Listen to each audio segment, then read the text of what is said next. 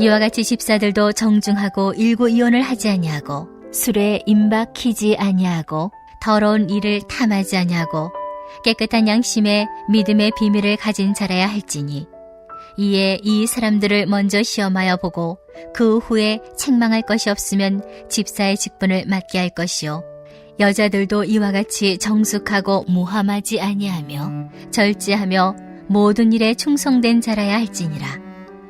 집사들은 한 아내의 남편이 되어 자녀와 자기 집을 잘 다스리는 자일지니 집사의 직분을 잘한 자들은 아름다운 지위와 그리스도 예수 안에 있는 믿음에 큰 담력을 얻느니라.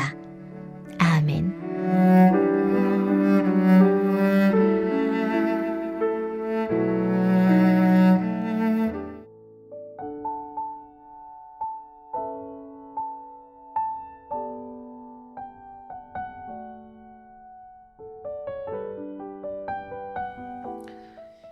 지난 시간까지는 우리가 감독의 직분, 감독의 자격에 대해서 살펴보았다면은 그 감독이라는 것이 오늘날로 말하면 목사 혹은 장로를 통합하여 부를 만한 것이라고 말씀을 드렸습니다. 우리 교단에서 정한 목사와 장로의 차이는 목사는 말씀을 전하는 자로서의 직무가 따로 지어집니다. 자, 이 감독이라는 직분을 우리 시대로 말씀하면은 장로 혹은 목사라고 했는데 오늘은 이제 집사라는 이 표현이 나오는데 우리가 생각하는 집사와는 좀 다릅니다. 제가 해석하면 오늘 성경 본문에서 말하는 집사는 남자로 치면 보통 우리 교회에서 말하는 안수 집사, 그러니까 서리 집사라는 직책은 1년에 한 번씩 임명하는 것인데 안수 집사는 교회에서 안수함으로 이제 집사로 세우는 것이고 또 하나는 여자분들에 관하여서 이 집사라는 말은 권사라는 직분으로 부를 만한 것이 오늘날의 표현에 맞는 것입니다. 이 헬라 말로 집사라는 말이 뭐냐 하면 디아코누스인데 이 로마 시대에는 집안에 이 귀족들이나 부잣집에는 많은 하인들이 있었습니다. 그 하인들 가운데 주인의 식탁에서 봉사하는 사람들을 디아코누스, 집사라고 불렀습니다. 오늘날에도 그런 표현들이 가끔 사용되죠. 어느 재벌 가문의 집사다, 권력자의 집사다 이런 표현들이 사용되기도 하는데 제일 가까이 두는 사람 혹은 제일 믿을 만한 사람, 음식을 늘 대접하는데 주인에게 로마 시대에는 독살이 유행했거든요. 마음에 들지 않으면 독을 타서 죽이는 것이, 그래서 늘 황제들도 조선 시대에도 왕들 주변에 그런 사람들 있지 않았습니까? 그러니까 제일 믿을 만한 사람을 제일 가까이에, 특히 주인이 먹는 음식을 다루는 자리에 두는 것입니다. 그것이 바로 집사, 디아코누스라는 말입니다. 초대교회에서 집사는 어떤 일을 했을까? 크게 말하면 구제와 교회의 재정을 담당하는 역할을, 책임지는 역할을 했습니다. 그래서 한국 교회에서는 웬만하면 집사님이라고 부르는데 내가 집사인데 우리 교인들이 상황이 어떤지, 저대기 형편이 어떤지 아무런 관심이 없으면 나는 집사로서는 자격이 없구나 하고 생각하면 됩니다. 그런데 내가 그런 직분 없어도 우리 교회 가운데 저런 분이 있는데 내가 혹시 저분을 조금 이렇게 해서라도 조금이라도 도울 수 있지 않을까? 그런 분들을 이제 집사라고 부르는 것입니다. 그 집사님들을 8절부터는 이렇게 말씀하지요. 8절에 이와 같이 집사들도 정중하고 일구이원을 하지 아니하고 술에 인박이지 아니하고 더러운 일을 탐하지 아니하고, 이와 같이라는 말이 무슨 뜻일까? 앞에 나오는 1절부터 7절 감독의 직분을 그대로 이어받는 것입니다. 그러니까 감독은 감독대로 이렇게 하고 집사는 직분대로 집사대로 이렇게 하라는 것이 아니라 집사도 감독의 모습을 뭐였습니까? 책망할 것이 없고 하나님의 남편이 되고 절제하고 술을 즐기지 아니하고, 이런 내용들을 집사님들도 그런 조건에 맞아야 된다는 것입니다. 쉽지 않죠. 그래서 이와 같이라는 말이 붙어 있습니다. 무려 12가지를 제가 말씀드렸었는데 여기에 또 더해집니다. 첫 번째로 정중하고, 왜 집사를 말하면서 정중하라고 했을까? 구제를 맡는다고 했지요. 우리 교인 가운데 누가 힘드니까 집사님들이 정해서 우리가 이 댁은 이렇게 도웁시다라고 정한다면 그 집사님들 목소리가 커질 가능성이 높겠죠. 내가 이번에 이렇게 정했어. 내가 집사님네 가정 돕기로 했어 라고 하면은 목소리가 커지는 경우가 있기 때문에 성격이 좀 칼 같은 목사님이 계셨는데 이분은 가끔 말하면서 교회에서 자꾸 목소리가 커지면 안 돼 라고 말하면서 구제하고 재정을 맡아보면 사람의 목소리가 커지게 되기 때문에 정중하라는 것입니다. 여러분, 사람은 누구나 그렇습니다. 나한테 조그만 지위라도 주어지면은 내가 당신을 돕는 거야. 이 구제가 자기가 하는 게 아니거든요. 하나님께서 교회에서 맡기신 직분을 따라서 성도들의 헌금을 통하여서, 사실 이거는 목사님들이 선교사님을 도울 때도 잘못하면 이런 마음을 갈 수 있습니다. 내가 당신 선교를 후원하니까 당신 나한테 잘해야 돼? 그럴만 하죠. 사람과 사람 사이에 돈이 오가면 어디에서나 생길 만한 문제입니다. 그래서 정중하라는 것입니다. 네가 하는 것이 아니라 하나님의 일을 맡아서 하는 것이기 때문에 정중해야 된다고 말씀하고 있습니다. 두 번째로 언급하고 있는 것이 일구이언을 하지 않는다. 이거는 집사뿐 아니라 교회의 모든 직분을 맡은 사람들에게 해당됩니다. 신중하라는 것입니다. 어떤 일을 내가 먼저 알고 있어요. 그러면 입이 근질근질하죠. 이걸 말할까 말까. 그런데 그 일이 온전히 이루어질 때까지는, 특별히 지도자들은 그 모든 일들이 결정되기 전에 섣불리 말하게 되면 일이란 늘 그대로 안 될 수가 있거든요. 그러면 교회가 혼란스러워지기 때문에 조심해서 일구이언을 하지 말라는 것입니다.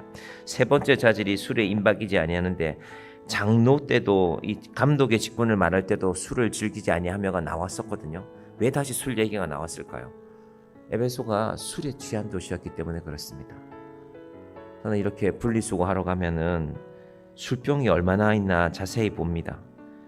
사실 요즘은 유리로 된 병들이 많지 않거든요. 근데 여러분, 혹시 여러분 집에서 분리수거로 나가셔서 한번 보세요. 생각보다 술병이 꽤 많습니다. 그래서 자전거 뒤에다가 가끔 어떤 분들 보면은 소주 박스를 싣고 가는데, 제가 소주 박스를 싣고 가는 걸 봤는데 그게 이제 빈병이 돼서 다시 실려서 가는 걸 봅니다. 제 기억에는 일주일도 되지 않았는데 저 많은 술을 도대체 몇 명이 마셨을까 가끔 궁금해합니다. 사람들은 괴로움을 잊는 제일 쉬운 방편으로 술을 사서 마십니다. 이번에 사실은 민생회복기금이라는 것이 풀렸는데요. 주류 회사들에서 술도 많이 팔아야지. 그래서 돈이라는 것은 다양하게 쓰여질 수 있겠구나. 그냥 가족들끼리 나가서 짜장면 사 먹는 것뿐 아니라 많은 사람들이 또 술도 사 먹을 수 있겠구나라는 생각을 하게 되었습니다. 조심하라는 것입니다. 온 에베소가 술에 취해 있더라도 성도들은, 집사들은 술 취하지 말라고 말씀하고 있는 것입니다. 네 번째가 더러운 일을 탐하지 아니하는 것인데, 돈을 다루는 자리이기 때문에, 구제 헌금을 다루고 교회의 재정들을 다루기 때문에 늘 조심하라고, 주의하라고 말씀하고 있는 것입니다. 이어서 다섯 번째 자질이 깨끗한 양심의 믿음의 비밀을 가진 자. 깨끗한 양심이라는 말은 이해가 쉽죠. 믿음의 비밀은 뭘까? 여러분, 내가 돈을 다루는데 내가 가난할 수 있습니다. 욕심이 납니다. 그렇지만 하나님께서 내게 맡기신 직분이기 때문에 나는 하나님께 맡기신 것에 대해서 비밀을 가져. 왜냐하면 내가 숨기려고 하지만 하나님은 알고 계시잖아요. 우리가 뭘 하시든 간에. 그래서 하나님, 저는 깨끗하게 믿음의 비밀을 가지고, 세상 사람들이야 눈앞에 돈이 오가면 이 몇 푼 누가 알까 하지만 저는 믿음의 비밀을 지키겠습니다라는 것이 바로 이 깨끗한 양심과 믿음의 비밀이라는 말씀 속에 들어있는 의미입니다. 자, 이런 직분들이 쭉 나오는데 10절에 가보면, 10절 가보실까요? 이에 이 사람들을 먼저 시험하여 보고 그 후에 책망할 것이 없으면 집사의 직분을 맡길 것이요. 조건을 제시했죠. 조건을 제시하는 것으로 끝내지 않습니다. 시험해보라는 것입니다. 도키마조라는 말이 시험해보라는 말인데요. 이 로마 시대에는 도키마조라는 뜻이 뭐냐면은 위패가 아닌 진패, 진짜 돈을 말하는 것입니다. 우리나라는 비교적 이 위조 지폐가 없는 나라 중에 하나인데, 그래서 우리나라는 웬만하면 돈 건네면 상점에서 그냥 받죠. 근데 위조 지폐가 많은 나라들은 한참 동안 쳐다봅니다. 형광등에 비춰서 이 돈이 이상한 게 아닌가. 왜 그럴까요? 진짜처럼 생겼기 때문에. 돈을 딱 받으면 아 이거 가짜구나 하고 바로 알 수 있으면 위조지폐라는 말도 없겠죠. 근데 진짜처럼 만들지 않습니까? 사람도 그럴 수 있다는 것입니다. 진짜처럼 행동하지만 가짜일 수 있기 때문에 시험해 봐라. 도키마죠. 그럴싸하게 보이는 사람들, 믿음이 좋은 척하는 사람들을 구별하기 쉽지 않기 때문에 여러분, 그래서 저도 가짜 목사가 되지 않도록 여러분들도 가짜 성도, 가짜 집사, 권사, 장로가 되지 않도록 애써야 합니다. 저한테 가끔 오는 전화가 있습니다. 제가 그런 전화를 하지 말라고 하는데도, 그러니까 어느 농협이라고 해요. 농협.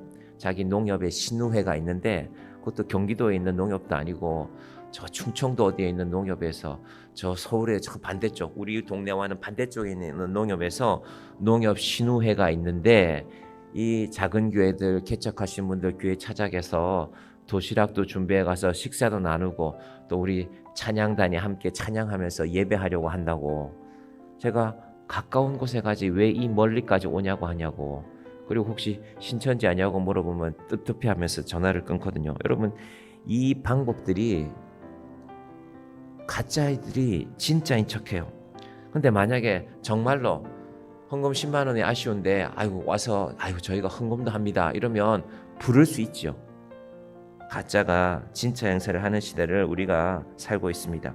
13절은 따로 말하는데요, 여자 집사에 대해서 말하고 있는데 제가 이 부분은 내일 보도록 하겠습니다. 왜 따로 말할까? 이유가 있으니까 그렇겠죠. 하나님께서 우리에게 주시는 직분을 아름답게 감당해내기를 바랍니다. 시험하여 보고. 그래서 우리 교단의 헌법에는 어떤 직분을 가지려면, 예를 들면 장로님들을 뽑을 때는 그 교회에 새로 나와서 7년 이상을 지켜봐야 된다라고 말하고 있습니다.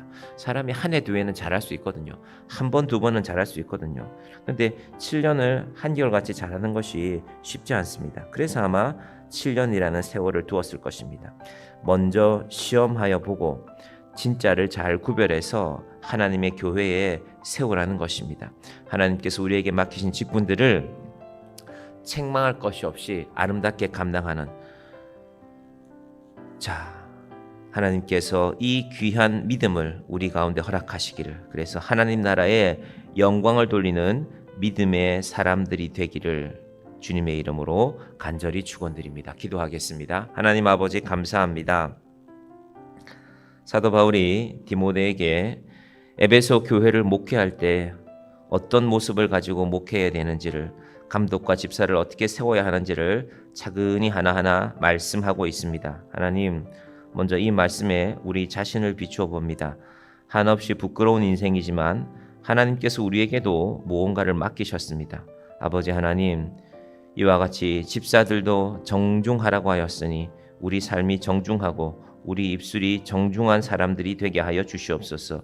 술에 임박히지 말라고 하였사오니 세상의 것들을 끊어내고 더러운 일을 탐하지 말라고 하였사오니 하나님께서 하신 말씀이오니 성경에 기록된 말씀이오니 이 귀한 말씀을 지켜 깨끗한 양심의 믿음의 비밀을 가진 자로 살아가게 하여 주시옵소서. 아버지 하나님, 이 아침에 간절한 마음으로 기도하는 주의 자녀들의 기도를 들어주시고, 먼저 우리가 우리의 삶만 돌아보지 아니하고 하나님의 나라를 바라보며 하나님의 교회를 영광스럽게 섬겨가는 주의 자녀들로 살게 하여 주시옵소서. 육신의 연약함으로 말미암아 하나님 앞에 간절하게 기도합니다. 하나님, 우리 육체를 만드신 분이 하나님이오니 하나님이 우리를 제일 잘 아실 줄 믿습니다. 아버지 하나님, 우리의 육신 가운데 주의 능력을 부어주시고 우리의 연약함 위에 하나님의 은혜를 덧입혀 주시옵소서.